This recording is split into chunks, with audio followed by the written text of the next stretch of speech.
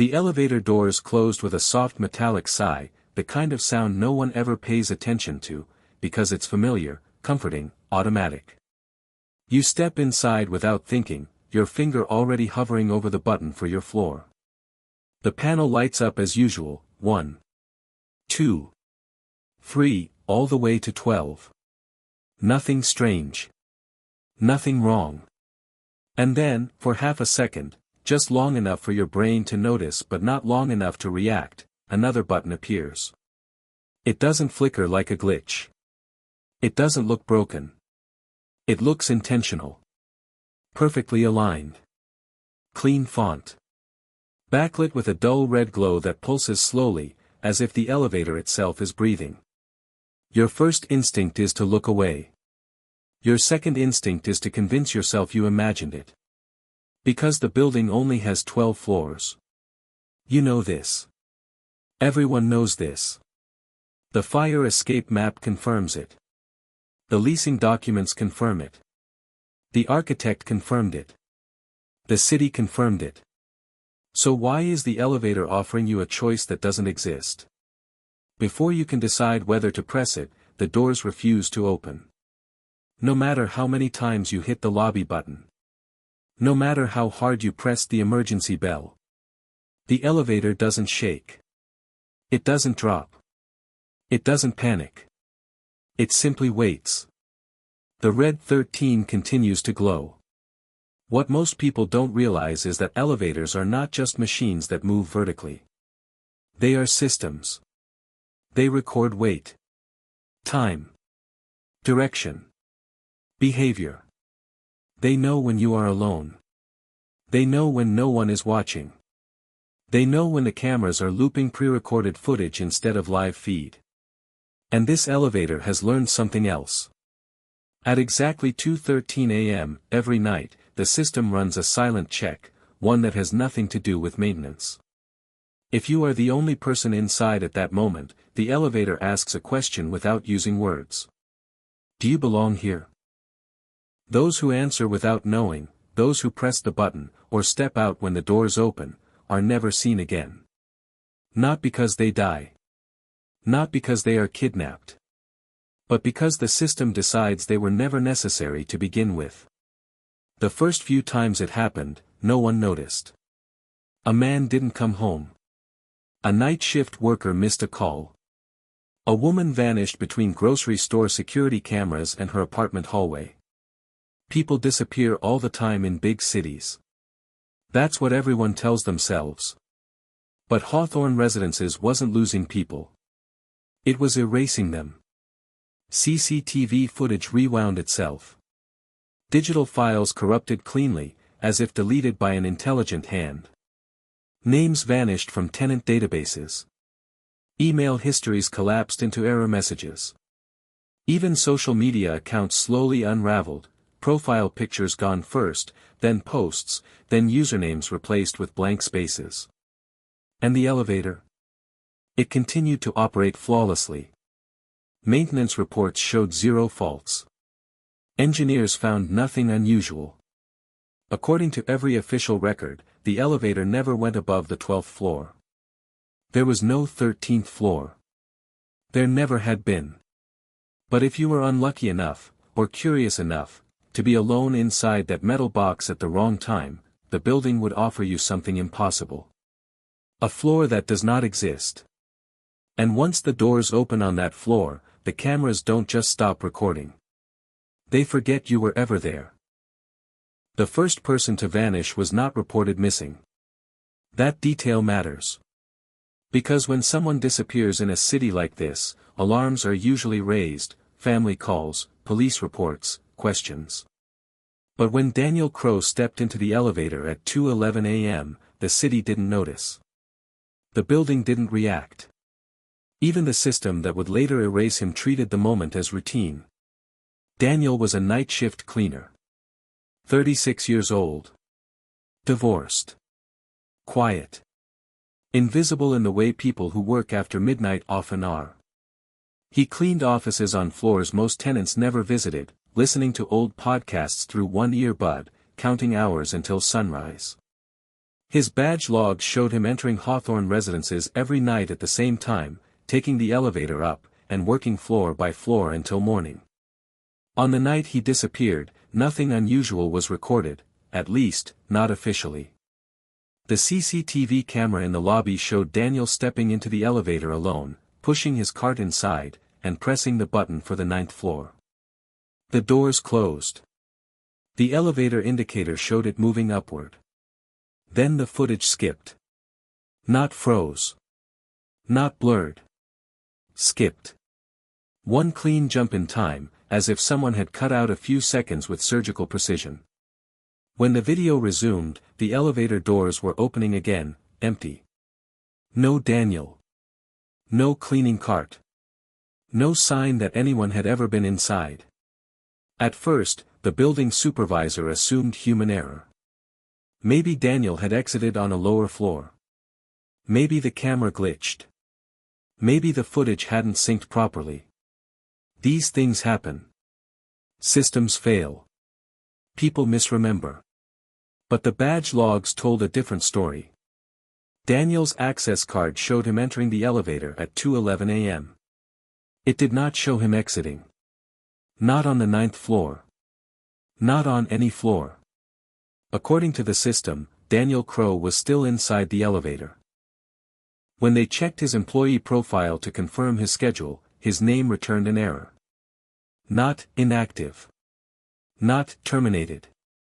Just an empty field where a human being's identity should have been. His payroll record failed to load. His emergency contact details were gone. Even his employee photo, a simple headshot taken years ago, had been replaced by a gray placeholder icon.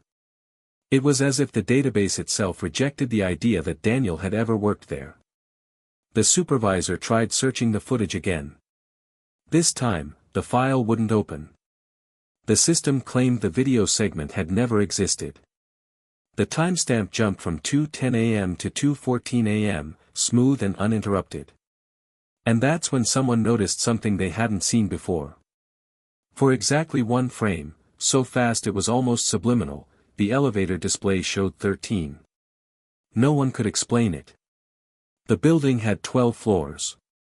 The elevator software was hard-coded not to display anything above that.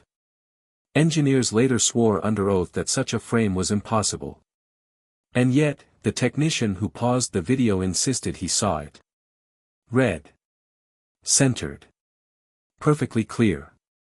When Daniel didn't come home that morning, no missing person report was filed. There was no one to file it. His ex-wife had blocked his number years ago. His co-workers assumed he quit. His landlord believed he moved out. And within 48 hours, even those assumptions faded, because every trace of Daniel Crow began to dissolve. His email bounced back as non-existent. His phone number connected to no subscriber. His social media accounts lost photos, then posts, then the profile itself. By the end of the week, the only proof that Daniel had ever lived in Hawthorne residences was a single scratch on the elevator wall, 3 uneven lines carved into the metal, just below the button panel. No one noticed them at first. But later, when more people began to disappear, someone realized those scratches lined up perfectly with where the 13 button would appear. After Daniel Crow vanished, the building did not panic. Buildings never do. Panic is a human reaction, and Hawthorne residences had begun to behave in a way that felt disturbingly inhuman. On the surface, everything continued as normal. Tenants came and went. The elevator passed inspections. Rent payments processed without issue. But beneath that polished routine, something subtle shifted, something the residents could feel long before they understood it. It started with hesitation. People stood inside the elevator a second longer than usual. Fingers hovered over buttons. Conversations trailed off mid-sentence. The space felt tighter, as if the walls had moved inward by an inch. No alarms sounded. No lights flickered. The unease had no obvious cause, which made it worse. The first person to survive an encounter with the 13th floor was Maya Lin, a graduate student who lived on the 7th floor. She was returning home late after a library shift, exhausted and half asleep, her mind still stuck on research papers and deadlines. She entered the elevator alone at 2:12 a.m., leaned against the wall, and pressed 7 without looking. The doors closed. The elevator began to rise. Then it stopped. Not with the gentle deceleration of a normal floor, but with a slow, deliberate pause, as if reconsidering. The lights dimmed slightly, not enough to trigger emergency protocols, just enough to feel wrong. Maya glanced up at the panel. That's when she saw it. The 13 button had appeared. She would later describe the sensation as pressure behind her eyes, the feeling you get when someone is standing too close, even though she was alone. The air smelled faintly metallic, like overheated wires. The mirrored walls distorted her reflection, stretching her face just enough to make it look unfamiliar. Maya didn't press the button. She froze. The elevator began to move again, ascending far longer than it should have taken to reach the 7th floor. The floor numbers on the panel stopped changing. Instead, they flickered, symbols replacing numbers, lines folding into each other, as if the display was struggling to represent something it was never designed to show. Then the doors opened. What lay beyond was not a floor Maya recognized. The hallway was narrow, impossibly so, forcing perspective to bend. The carpet was dark, swallowing sound completely. When she shifted her weight, she couldn't hear her own footsteps. The walls were lined with doors, each identical, each with a small metal plaque. One of those plaques bore her name. Maya Lin, engraved cleanly, as though it had always been there. She stood at the threshold, heart pounding, body locked between instinct and disbelief. Somewhere deep in the hallway, she heard movement, a soft dragging sound, followed by what might have been breathing. Or voices. It was impossible to tell. The elevator did not wait. After exactly 10 seconds, the doors began to close. Maya stumbled backward on reflex, falling into the elevator just as the gap narrowed. The doors slammed shut with violent force, shaking the car. The elevator dropped, not plummeted, but descended too fast, skipping floors, ignoring normal physics. When it stopped, the panel showed the lobby. Maya ran. She didn't look back. She didn't report what she saw. Fear has a way of convincing people that silence is safety. But she wasn't the only one. Over the following weeks, others experienced variations of the same event. A man who heard his own voice whispering from outside the doors. A woman who saw a hallway filled with doors missing their handles, scratched raw around the edges. A delivery driver who watched the 13-button pulse faster when he stepped closer, slowing when he backed away. Every survivor shared one detail. The elevator only offered the 13th floor when they were alone. And every time someone almost stepped out, the cameras in the lobby briefly lost focus, as if the building itself didn't want witnesses. Not everyone resisted. Some people, driven by curiosity or exhaustion or something darker, stepped forward. And those were the ones no one ever saw again. By then, Hawthorne Residences had stopped being just a building. It had become a test. And the elevator was its only question. The first official investigation began quietly, the way all uncomfortable truths do. Management at Hawthorne Residences didn't call the police right away. They called technicians. Engineers. IT specialists. People who believed every problem could be solved with diagnostics and data. If something was wrong with the elevator, the cameras would reveal it. If people were disappearing, the system would explain how. The system did neither. The CCTV room sat in the basement, a windowless space filled with monitors that displayed every hallway, every entrance, every elevator angle. On paper, it was impossible for someone to vanish without being recorded. And yet, as the technicians scrubbed through footage frame by frame, they noticed something profoundly disturbing. The cameras were not malfunctioning. They were editing. Whenever the elevator doors opened on the 13th floor, the footage didn't glitch randomly. It behaved with intention. Time compressed smoothly. Frames aligned too perfectly. Motion blurred just enough to conceal human presence while preserving environmental continuity. To an untrained eye, it looked like nothing happened at all. But to those who knew what to look for, the absence itself became evidence. In one clip, a woman entered the elevator at 2:13 a.m., carrying a laptop bag and a coffee cup. The timestamp rolled forward. The doors opened again, empty. No spilled coffee. No bag. No sign of abrupt removal. Just absence, clean and absolute. The system logs told an even stranger story. Every time a disappearance occurred, the cameras registered a momentary desynchronization, exactly 0.7 seconds, before resuming normal operation. It was the same duration every time. Too consistent to be an error. Too precise to be coincidence. An IT analyst named Robert Hayes was the first to say it out loud. "This isn't data loss," he whispered, staring at the code. "It's data correction." Correction implied intent. And intent implied intelligence. When Robert tried to isolate the corrupted segments, the files refused to copy. When he attempted to upload them to an external drive, the system crashed. When he photographed the screen with his phone, the images saved as blank black rectangles. Even handwritten notes didn't help. Hours later, the ink faded, leaving behind impressions without words, like erased memories pressed into paper. It wasn't just video anymore. Badge access logs rewrote themselves.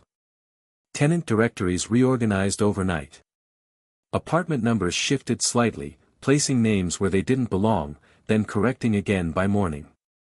The building's internal network behaved like a living thing, defensive, adaptive, aware of scrutiny. And always, without exception, the anomalies traced back to one location. The elevator. Specifically, the moment between floors, when the car was not fully above or below, when it existed in a state the building system struggled to define. During those moments, something else piggybacked on the infrastructure. Something that used the cameras not just to observe, but to decide. Robert noticed another pattern. The people who vanished shared subtle similarities. Not demographics. Not behavior. But timing. They were always alone. Always tired. Always distracted. Always at a moment of mental vulnerability, late nights, emotional exhaustion, cognitive overload. As if the system waited for people whose absence would cause minimal disruption. The most terrifying discovery came last. In archived footage from months before the first disappearance, Robert found something buried deep, frames the system had missed. In the reflection of the elevator mirror, faint and barely visible, were shapes that did not correspond to any person inside. Figures standing just out of direct view. Watching. Waiting. When Robert tried to show his supervisor, the footage erased itself in real time. The monitor blinked. The file closed. And then Robert's access credentials expired. Not revoked. Expired. By the next morning, his employee ID no longer worked. His name was gone from the staff directory. His desk sat empty, cleared of personal items no one remembered removing. Security footage showed him entering the elevator at 2:12 a.m. Alone. At 2:13, the camera desynced for exactly 0.7 seconds. And when the feed returned, the elevator was empty, continuing its descent as if nothing unusual had ever occurred. By then, Hawthorne Residences had crossed a line. The cameras weren't just forgetting people anymore. They were learning how to do it faster. Her name was Elena Ward, and unlike the others, she noticed something was wrong before the building tried to erase her. Elena wasn't special in the way horror stories usually demand. She had no supernatural sensitivity, no tragic past that sharpened her instincts. What she had was far more dangerous to Hawthorne Residences. She was observant, patient, and professionally trained to distrust systems that claimed to be flawless. Elena was an investigative journalist who specialized in digital disappearances, Cases where people slipped through bureaucratic cracks, erased not by violence, but by paperwork, algorithms, and negligence. When 3 unrelated families filed complaints claiming their relatives had vanished from Hawthorne residences without leaving a trace, Elena saw a pattern others ignored. She didn't believe in haunted elevators. She believed in infrastructure failure. Elena moved into the building under a temporary lease, registering under a shortened version of her name. She brought no furniture beyond essentials, no decorations, nothing that could anchor her too firmly to the space. From the first night, she treated the building like a suspect, documenting everything. Elevator wait times. Camera blind spots. Badge reader delays. Even the way sound behaved in the hallways after midnight. She noticed things quickly. At night, the elevator took longer to respond when only one person was waiting. The call button light lingered half a second too long before turning off. And sometimes, rarely, but unmistakably, the floor indicator blinked in a way that suggested it was suppressing information rather than displaying it. Elena installed redundant recording systems. An analog voice recorder, immune to network interference. A mechanical wristwatch to track time independently. A notebook written in pencil, not ink. She didn't trust anything that could rewrite itself. On her 6th night, she almost missed it. She entered the elevator at 2:10 a.m., deliberately early, carrying her recorder in her coat pocket. She pressed the button for the 5th floor and waited. The elevator began to rise. At 2:13, the lights dimmed. The familiar hum deepened into something lower, heavier, like a machine straining under an unseen load.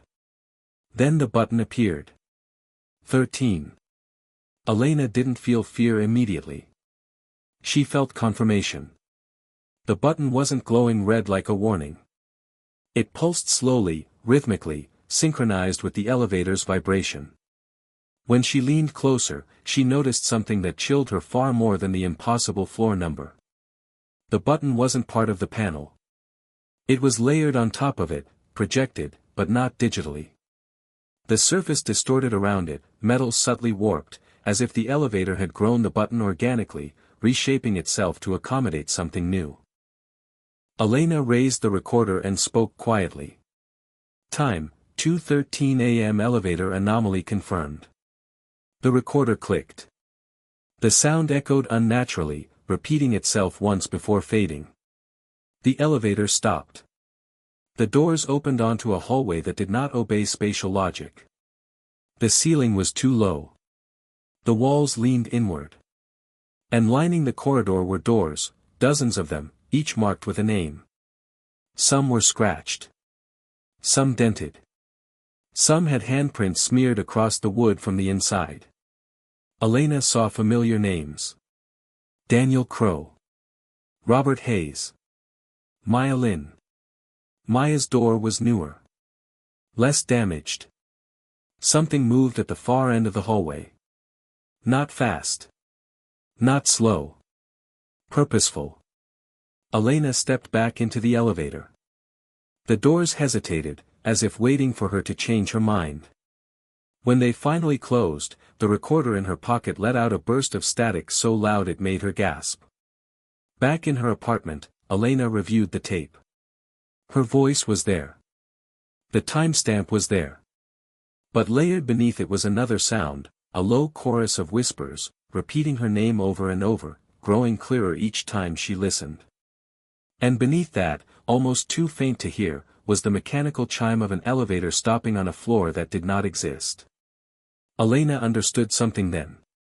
The building wasn't just erasing people. It was cataloging them. And now that she had noticed, it had noticed her too. Elena has only glimpsed the first layer of the building's dark secrets, but the truth is still waiting. Who will survive, and who will be erased forever? You'll find out in the next part.